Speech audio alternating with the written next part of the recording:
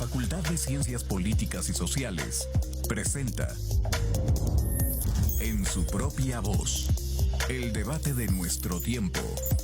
Un programa de análisis y reflexión de la agenda política y mediática de México y el mundo. Con Marta Gloria Morales Garza, Efraín Mendoza Zaragoza, Marcela Ávila Egleton y Antonio Flores González. Comenzamos.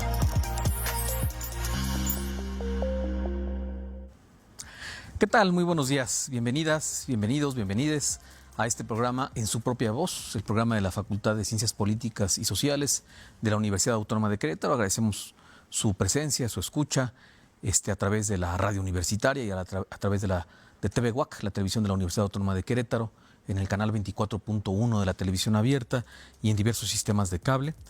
Les habla Antonio Flores González.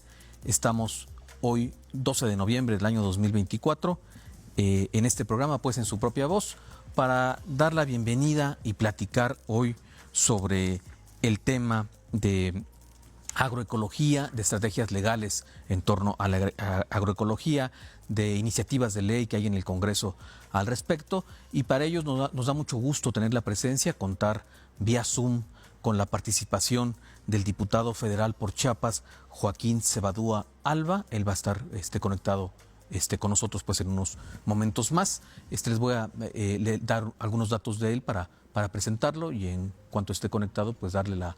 Ya está conectado. Le damos la bienvenida. Joaquín, muy buenos días. Estimado Antonio, muy buenos días. Te saludo aquí desde el tráfico de la Ciudad de México. Muchísimas gracias. Muchas gracias, diputado. Un leve retraso hacia donde íbamos para tomar la reunión, pues ya sabes cómo es por acá. Muy bien, muchas gracias por tu disposición para poder platicar el día de hoy con nosotros. Voy a dar una reseña del diputado Joaquín Cebadúa Alba. Él es chapaneco de Berriozábal, Chiapas, nacido en el 74, ha sido presidente municipal precisamente de ese municipio, de Berriozábal, y actualmente es miembro del Partido Movimiento de Regeneración Nacional de Morena. Es diputado por segunda ocasión. En 2021 fue electo por la coalición Juntos Haremos Historia, y ahora en 2024 repite pues. Y él es sociólogo. Tenemos el gusto de conocerlo desde nuestras épocas mutuas de estudiantes en esta facultad. Él en la Universidad Autónoma de Chiapas, estudiando precisamente sociología, y realizó también estudios de tutela internacional en derechos humanos por la Universidad de Roma de La Sapienza, allá en Roma, Italia. El diputado Joaquín Cebadúa Alba se desempeñó también como subdirector de área en la Comisión Nacional de Áreas Naturales Protegidas, teniendo el cargo de director incluso entre 2012 y 2017. Fue responsable de áreas naturales, entiendo que en Chiapas y en el noreste del país, en Sonora, en Sinaloa, y pues ahora está ocupando este cargo de diputado federal en la 66ª legislatura por el estado de Chiapas, por el distrito 4 del estado de Chiapas. Él es autor de un libro que recientemente han presentado, coautor, junto con Jorge Tadei y con Milton Gabriel Hernández, un libro que se denomina Somos Granos de Maíz, y que precisamente asume la propuesta de ley para la transición agroecológica en México. Ahorita precisamente nos va a platicar de qué consiste esa iniciativa, cuál es el proceso legislativo que lleva, y en qué momento de este proceso está. Diputado Joaquín Cebadúa, pues nuevamente bienvenido. A lo mejor convendría iniciar esta plática aclarando qué es la agroecología, qué propone en lo económico, en lo social, en lo ambiental, la agroecología. No sé si lo tenemos. Estamos teniendo un poquito de problemas con la conexión. Él también han estado manejando no solamente esta iniciativa de ley, sino también una iniciativa para establecer una estrategia nacional, una estrategia política nacional de producción agroecológica y orientada hacia el autoconsumo. La agroecología va a implicar entonces un modelo, un paradigma de agricultura que no solamente va a estar preocupado por el entorno ambiental, por el equilibrio ecológico, preocupado por el rompimiento que la Revolución Verde desde los 60, 70 ha ocasionado pues en nuestro planeta, con la contaminación de tierras, de agua y del aire a partir de la producción masiva en el medio agrícola, sino también preocupado por la cuestión cultural, no solamente por la ambiental, y por la cuestión de la salud en el consumo de estos productos. Ya estamos conectados nuevamente con el diputado. Joaquín, estaba preguntándote, diputado, precisamente primero, ¿qué propone la agroecología en diversos ámbitos, en lo social, en lo económico, en lo ecológico? No estamos escuchando el audio. Sí, te quería comentar, yo creo que es importante saber cómo llegamos a esta propuesta de una ley general de agroecología. ¿A partir de qué experiencias, de ver qué situaciones en nuestro país? Y te diría una importantísima que acabamos de pasar, es la que tiene que ver con la pandemia. Llegamos a la pandemia con una crisis de obesidad y sobrepeso, de obesidad y diabetes, ¿no? Que causó en nuestro país un incremento de muertos, de fallecimientos, de pérdidas humanas, de vidas humanas, más allá de lo que sucedió en otros lugares.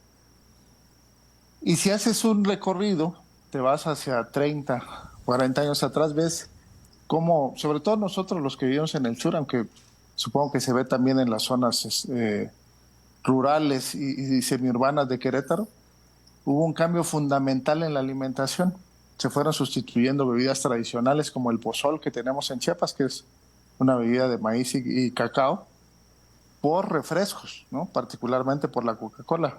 Tenemos el deshonroso primer lugar a nivel mundial en los Altos de Chiapas de consumo de Coca-Cola per cápita anual. Son, si mal no recuerdo, 363 litros. Lo que indica pues que hay gente que no toma más que Coca-Cola, ¿no? O sea, cotidianamente. Se sustituyeron también, ahí entra otro elemento en juego, la llamada Revolución Verde, ¿no? Esta idea de que podíamos, a partir de los agroquímicos, estos matazacates, como le conoce la gente habitualmente, podíamos disminuir la carga de trabajo físico, ¿no? El trabajo que se hacía con asadón, con machete, pues hacerlo con una bomba aspersora aparentemente era mucho más sencillo y te incrementaba la productividad. Se sustituyeron las formas tradicionales de fertilizar los suelos. En lugar de hacerlo con estiércol, de cuando se combinaba alguna actividad ganadera con la agricultura, con prácticas que había de conservación de la tierra, pues empezaron a utilizar los fertilizantes también producidos industrialmente. Y estas dos cosas combinadas, el uso del matazacate, el uso de algunos plaguicidas y el uso de los fertilizantes, impide en la práctica que se desarrolle el sistema milpa. En el sistema milpa tenemos un paquete básico que es tener maíz, que es la base de nuestra alimentación, tener frijol, que es un cultivo de hoja ancha, que además de que la hoja ancha permite que se mantenga la humedad en el suelo y se incremente la productividad de la milpa, fija el nitrógeno y permite que eso hace que haya mayor productividad también en la milpa. Y se puede mezclar también con calabaza y chile, ¿no? Es un paquete básico de nuestra alimentación. Pero si tú usas el matazacate es el glifosato, por ejemplo, que es el más usado y con el que ha habido ya políticas públicas en el sexenio anterior y para que no se dé el uso indiscriminado que se estaba dando. Si usas el glifosato tiene su acción sobre las especies de hoja ancha, como el frijol. Entonces ya no puedes meter frijol ni calabaza, que son de hoja ancha, solo puedes, en lo que era el sistema milpa, tener la pura milpa, la planta del maíz, ¿no? Entonces se va reduciendo la alimentación, se va empobreciendo el suelo, y se va sustituyendo por los alimentos industrializados. México tuvo una apertura brutal, como pocos países, a la distribución y la publicidad sin ninguna restricción, hasta hace muy poco tiempo, también del 2018 para acá, al consumo de bebidas azucaradas en exceso, de alimentos con calorías vacías, toda la comida chatarra, galletas, botanas, demás, y hasta llegar al extremo que en nuestra tortilla, hecha ya con harinas industrializadas, encontramos trazas de glifosato por el uso indiscriminado de glifosato en el campo mexicano, ¿no? Entonces, eso es lo que nos hace ver que estamos en una crisis importantísima de alimentación, que se perdió toda la alimentación sana, y con otros elementos que te iré platicando ahorita, es los que nos llevan a pensar, se tiene que impulsar esto porque existe todavía.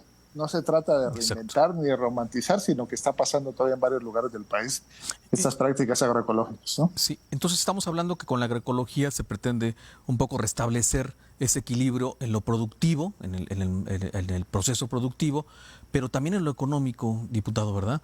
En estas prácticas campesinas tradicionales, que no es volver a ellas exactamente, ¿no? Sino enriquecernos de ellas también para renovar prácticas, técnicas, insumos productivos, lo cual tiene un impacto también en un equilibrio económico también.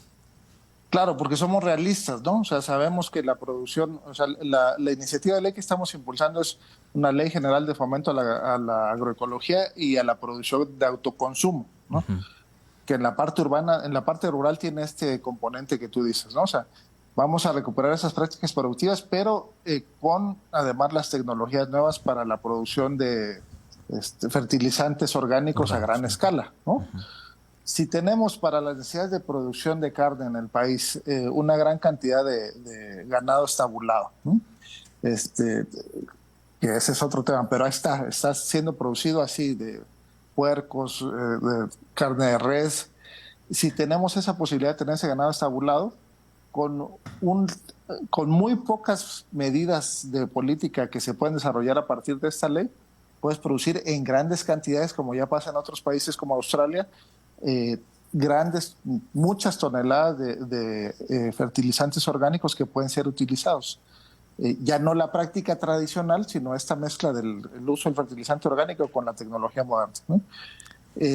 Si regresamos, ahí sí prácticamente no hay ningún sustituto orgánico a una cosa que mate las plantas, ¿no?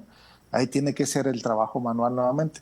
Pero si se hace ese trabajo manual y te produce alimentos, se compensa ampliamente por el precio de mercado que tienen esos alimentos ahorita y sobre todo pensando en la producción de autoconsumo. Y ahí entra el componente urbano, con el desarrollo de huertos urbanos, que son medidas que tienen muy poco impacto presupuestal y un impacto muy grande en la alimentación de las personas. Dos preguntas a la vez te voy a plantear. Uno, ¿por qué la necesidad de una ley para esto y no solamente de políticas públicas orientadas a esto? Y la pregunta que viene ahí atrás de esta sería, ¿qué políticas públicas actualmente existen o no existen de apoyo a la agroecología o cuando menos a modelos que rompan con esta idea de la revolución verde que nos planteabas, ¿no?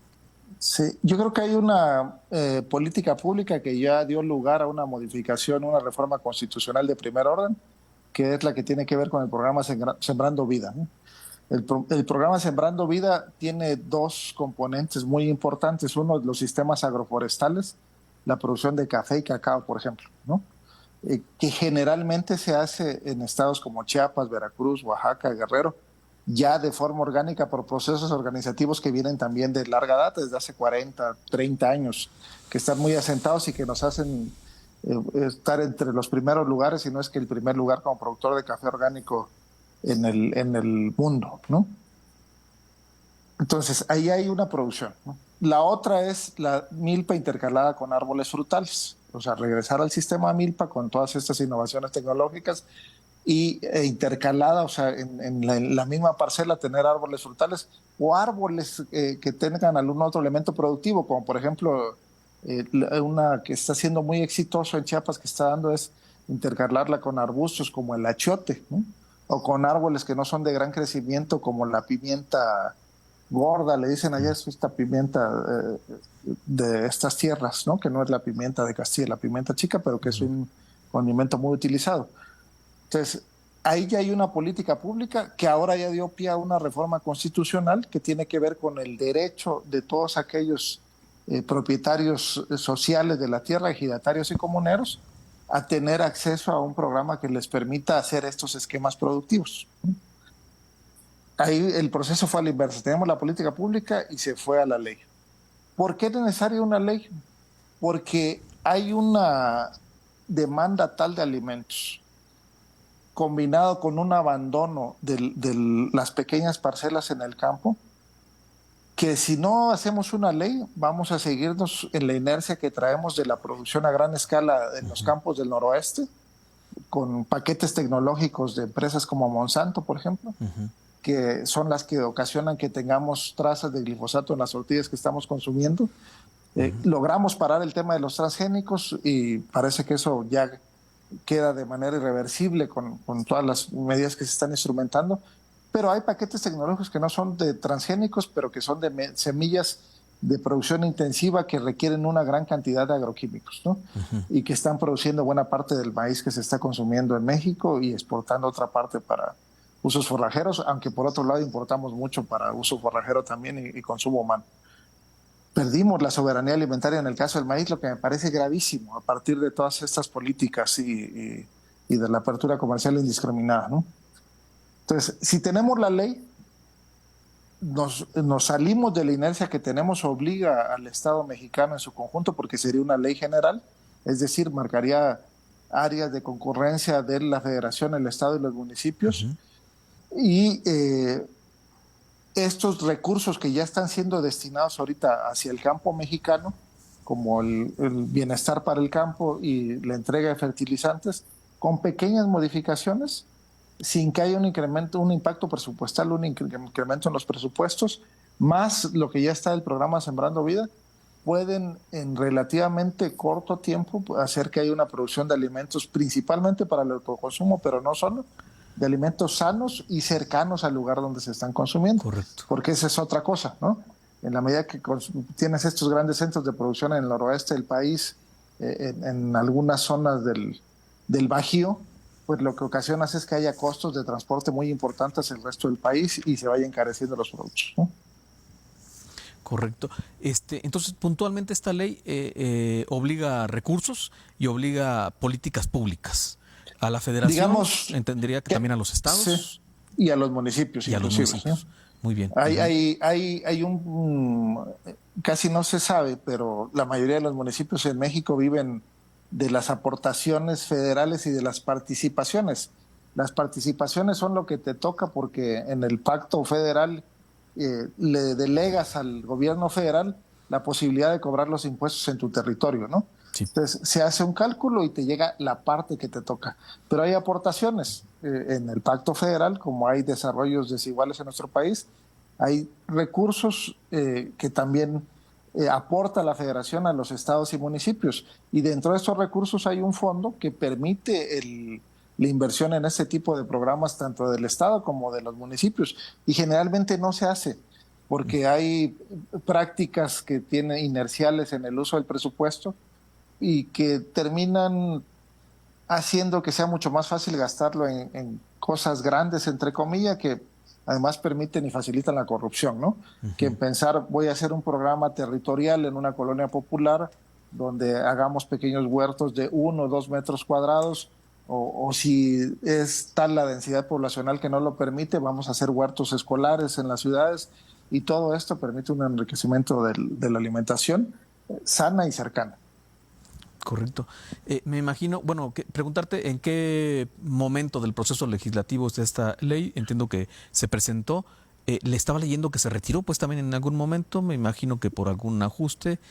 Por dos cosas. Ajá. Mira, la retiramos por dos cosas. Una, porque cuando la presentamos, porque además la presentamos como libro, un libro que es otra parte de lo que nos lleva a construir esta ley. O sea, la ley la desarrollamos entre 3 personas, un compañero de Sonora, Jorge Tadei, un compañero aquí del centro del país, de la Ciudad de México, Gabriel Hernández, y tu servidor del sureste, ¿no? Del sur de Chiapas.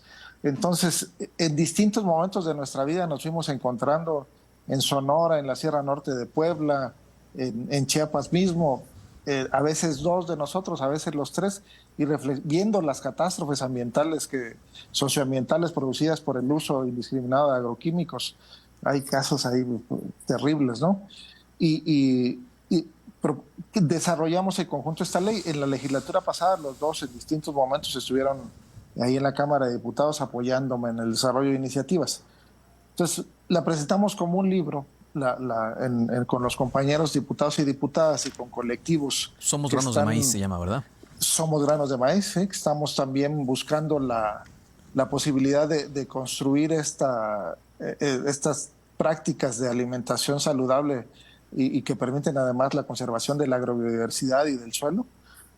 Y cuando la presentamos, o sea, fue un proceso muy rápido. A inicios de la legislatura presenté el libro, el día siguiente la iniciativa, y en el transcurso de las siguientes 2 semanas, muchos compañeros y compañeras de distintas partes del país dijeron, oye, vamos a hacer un foro sobre esto, en Tlaxcala, Colima tiene su ley de agroecología, en una zona de Jalisco cercana a Colima, es la única ley estatal que hay de agroecología en el país, la de Colima.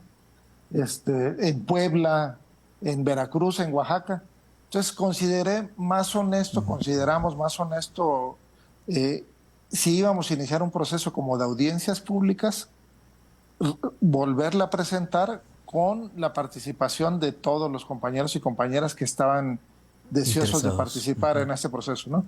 Y la otra es que entramos a la reforma constitucional sobre el programa Sembrando Vida, y esto nos daba la posibilidad de hacer algún ajuste para que naciera la ley, porque esperamos que sí llegue a buen término, armonizada con esta parte de la Constitución. Pues esperamos este proceso de consulta amplio y que llegue a Querétaro también, donde el tema de la agricultura pues es el impulso a la agricultura industrial es muy fuerte, y pues necesitamos discutir esos temas también con una perspectiva particular desde los estados que tienen esas características. Tenemos 3 minutos para terminar, se nos fue rapidísimo el tiempo, diputado Joaquín Cebadúa, pero quería preguntarle qué oposición ha tenido, me imagino, de algunas empresas, de algunos sectores pues sociales, este tipo de iniciativas. Pues mira, hay principalmente las grandes compañías productoras de alimentos y de agroquímicos, que a veces son lo mismo, se sienten amenazados en cuanto se empieza a hablar de ese tipo de cosas porque saben que funciona. O sea, hay países donde ha funcionado muy ampliamente, como el caso de Australia, que te ponía que tiene una producción orgánica muy importante de exportación y que entonces les mueve, ¿no? Cuando empiezas a hablar de no utilizar el glifosato, estás hablando de que pierden recursos, pierden utilidades, aunque el uso del glifosato cause muertes, ¿no? Porque si tú ves un empaque de agroquímicos, de cualquier agroquímico, cómo debe utilizarse, y ves cómo se utiliza en el campo mexicano, pues no se cumple con ninguna de las medidas de seguridad. Sí. O sea, la gente lo hace con un paliacate puesto en la cara cuando debería traer una máscara y un traje y demás, ¿no? Entonces eso está ocasionando enfermedades. Y en el aparte consumidor de lo que también, comemos. ¿no? Sí, y tenemos el tema de los transgénicos. Todas las variedades de maíz transgénico que se trataron de meter a este país para sustituir a nuestros granos tradicionales desarrollados a lo largo de milenios, eran variedades que permitían mayor uso de glifosato. No eran variedades que aguantaran la sequía o que permitieran que hubiera una mazorca más grande, no. Era que aguantaran mayores cantidades de glifosato para que se matara la supermaleza que produce el glifosato, porque la naturaleza se va adaptando y cada vez se tienen que usar mayores cantidades, ¿no?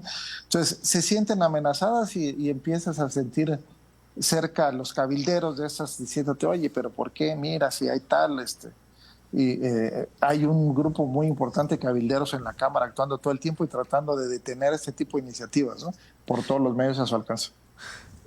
Diputado y sociólogo Joaquín Cebadúa, te agradecemos muchísimo tu participación en este programa. Esperamos que pronto estés por Querétaro para presentar el libro, para discutir la iniciativa, para reunirte con productores del medio rural queretano. Creo que sería muy importante. Estamos a punto de cortar. ¿Quisieras agregar algo?